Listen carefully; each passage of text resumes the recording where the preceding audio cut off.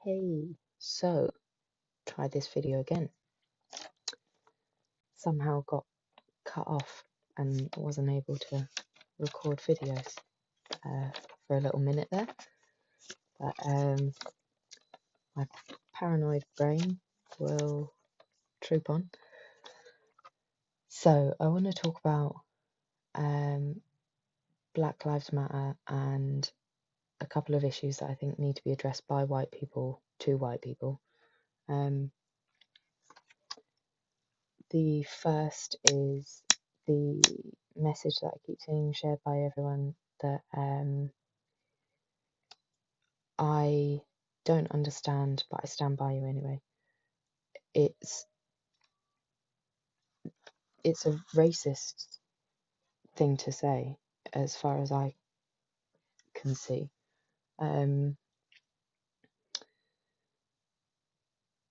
You're saying that because you're white, you can't possibly relate to a black person's life. You can. You can't experience it. You can't experience racism, but you can understand it. If you've seen any of the videos that have come out for years of black people being quite clearly targeted and treated unfairly,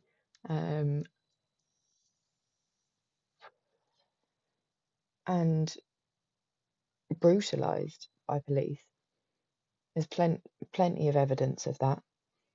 And it comes up regularly in the news cycle. So you if you don't understand, please tell me why, because I don't understand why you don't understand. The 2011 riots in London, they started by Mark Duggan getting shot and his family not being told for a day and a half whilst they were trying to get their story straight, which they didn't.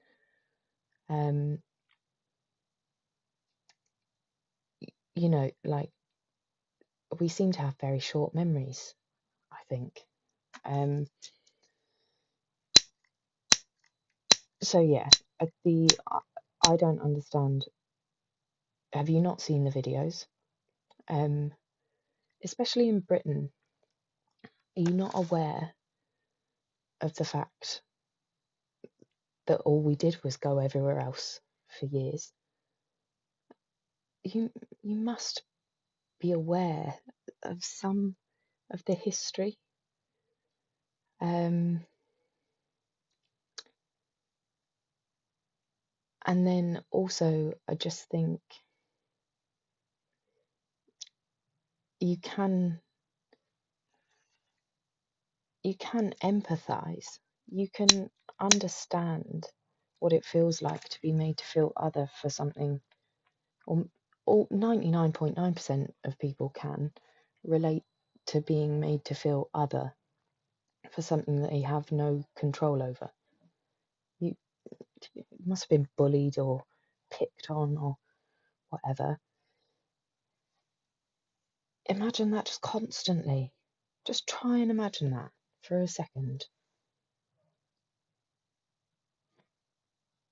I mean, I get asked the question, where are you from? Yeah, but where are you really from? All the time. Because apparently I don't look English enough. It's happened a lot more since Brexit, I'll be honest. But I've really curly hair. I tan well sometimes. People decide I'm from anywhere but here. I'm actually just Irish. Like, did a DNA test. I'm Irish through and through.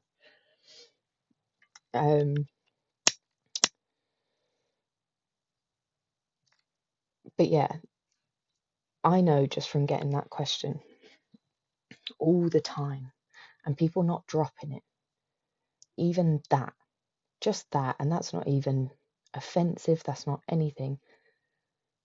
It's just so annoying.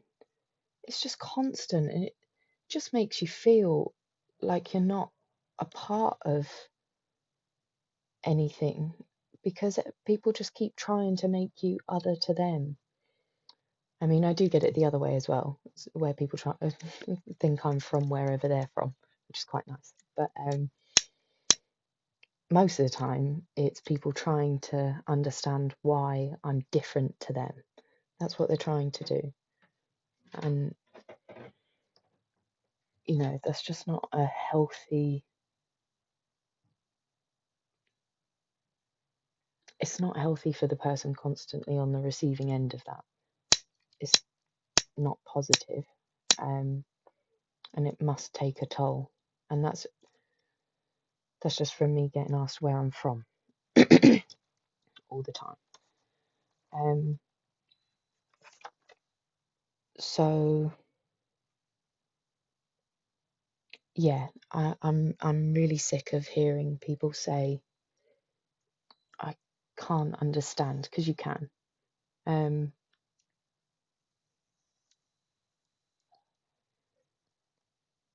The other thing that I wanted to talk about is some recommendations of, like, stop bugging your black friends now that you've had an awakening.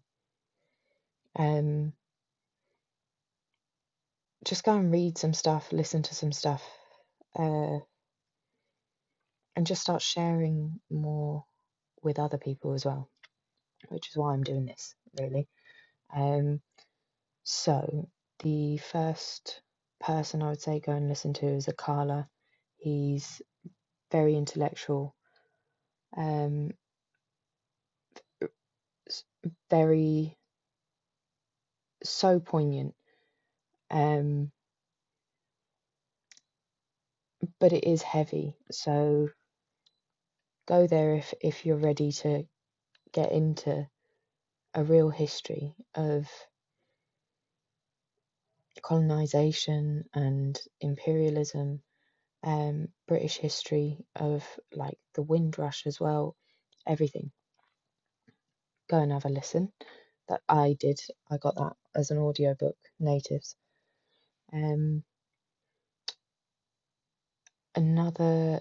Or just go and find him on social media and just listen to some of his stuff that he's been talking about, or his YouTube, anything. Really, really insightful.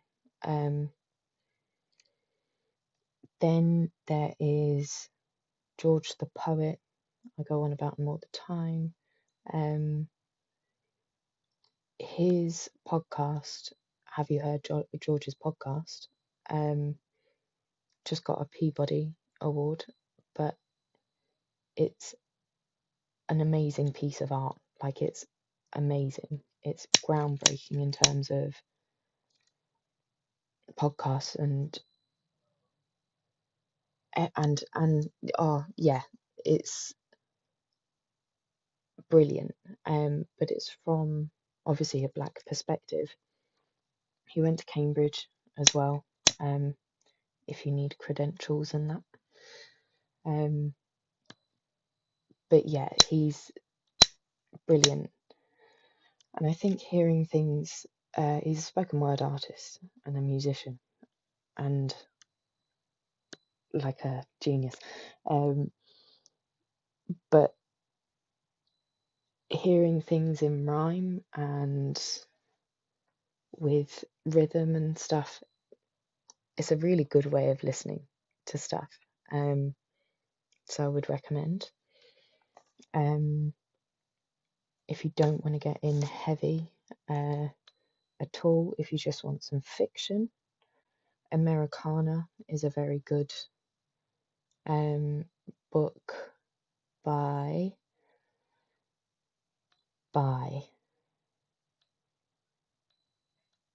Chimamanda Ngozi Adichie. Not sure if I really got that 100%, but it's an amazing book.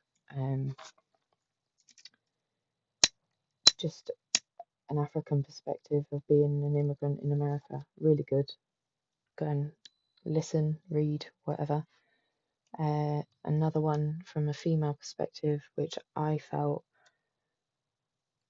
is really important just for looking at, as for me, I took a lot from the critique of feminism in Britain and its white middle class perspective and how exclusionary that is, and just how unrepresentative it is of like most women's lives.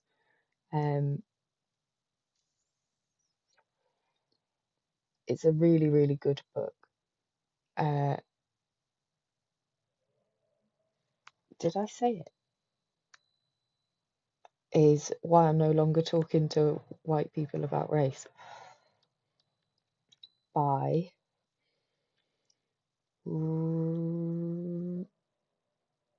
Rennie Edo-Lodge. Yeah, another really good book. Go and listen, read, whatever. And then I would say listen to Killer Mike. Like, he's got some really interesting perspectives from the American side of things. If you want to know, if you want an insight into what sort of discussions are being had in the Black community in America, there's a really good panel that was put on.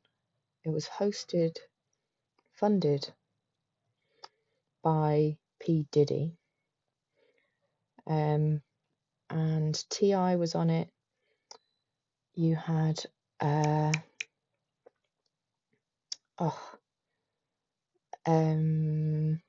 what is her name? Candace Owens, Killer Mike,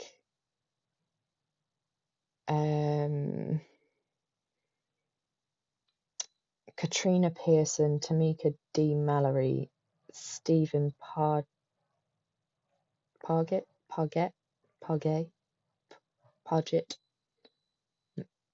Stephen. It's a really good panel. Gives a real insight if you wanted to know the discussions that they're having. And that's actually, a really good point, is the discussions they're having is basically about changing the economic system that we have, because it doesn't serve Black people in America, but it doesn't serve most people in the world. And that's why I think people really need to pay attention to what's going on at the moment, because I think there's definitely a movement of Black Lives Matter against police brutality and stuff like that, but it's also bringing in wider discussions of we need huge economic change and structural change that not only benefits Black people but just all people who aren't benefiting from this system, which is most people. And the narratives that we've been historically told only serve white rich people, and most of us aren't that. So we don't need a system that reflects that. Yeah, I'm going to leave it there, but yeah, cheers.